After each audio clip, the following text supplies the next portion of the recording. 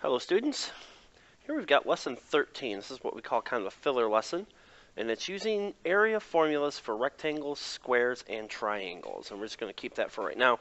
Later in the school year we'll actually learn how to do area of different types of shapes. The lesson objective is I can find the area of a shape by using the appropriate formula. Right? And there's really two formulas that you're going to use in this lesson for today, and both of which are provided for you on the reference sheet that you get to use.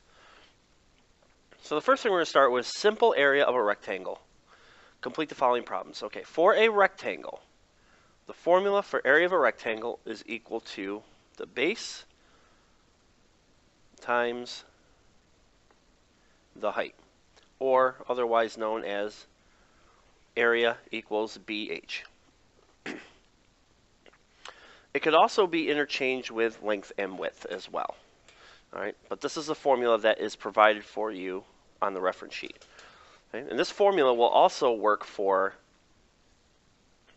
rectangles and squares. All right, so let's figure out how we use this formula. And I got a couple different examples here. One thing I always talk about is anytime you're using a formula, you always write the formula down. All right, so I'm going to model that for you in this example here. I have a rectangular room. Rectangle measures 12 by 8, which are in the picture. If you happen to have a problem that doesn't have a picture, it does help to draw a picture.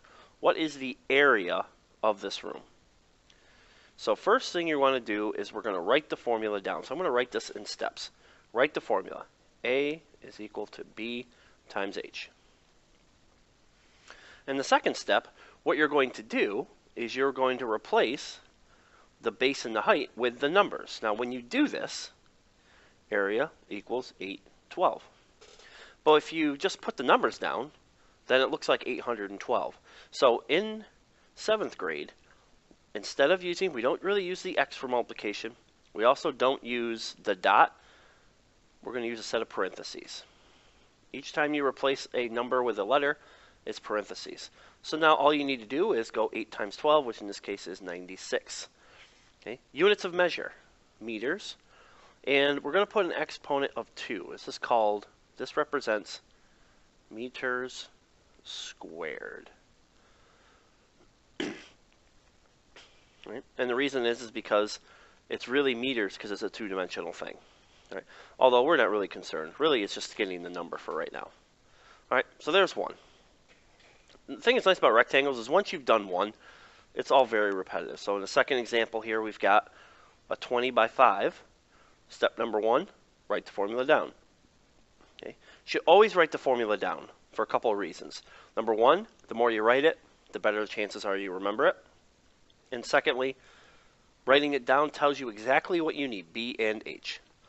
And this formula is so simple that even if you messed up which one was the B, the base, and the height, you're still going to end up with the same number because if I go back to this one, 8 times 12 would be 96. And if you don't believe me, try 12 times 8 on your calculator, and you will get 96.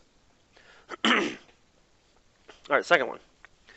So base times height, 20 times 5, which equals 100 square feet. All right, so just disregard the fact that the phone just rang. Well, this is what we get for live TV here. All right, and then the last one, you know what you're going to do? You're going to hit pause, and you're going to try this one on your own, and then you're going to check in with one of us. So go ahead and hit pause. All right, and we're back, and hopefully you've gotten the answer to that one. Now we'll move to the back. The other shape, odd shapes. Well, the only thing we're really talk about is triangles. Here's the formula we're going to use. Area equals 1/2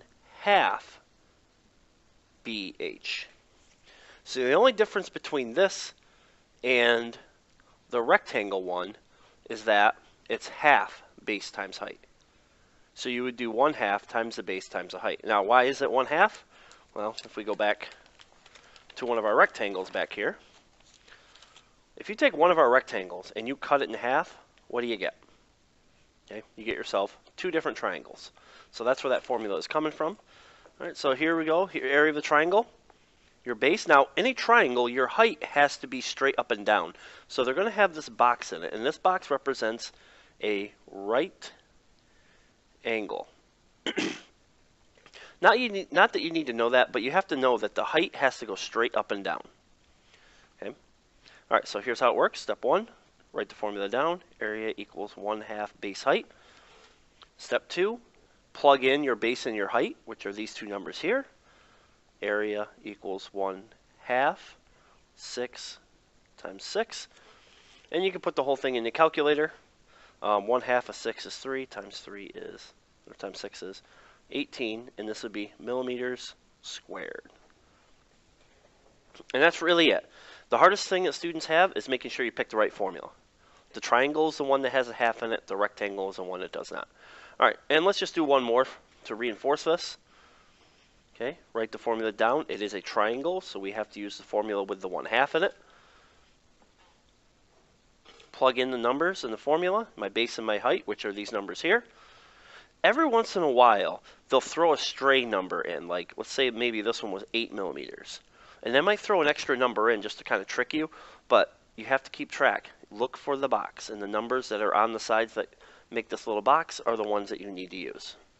So this will be 1/2 of 7 times 7, okay, which would be 24.5 millimeters squared. Right? And that is how you use formulas for both the rectangles and triangles. So for recorded lessons, this is Mr. Sims signing off.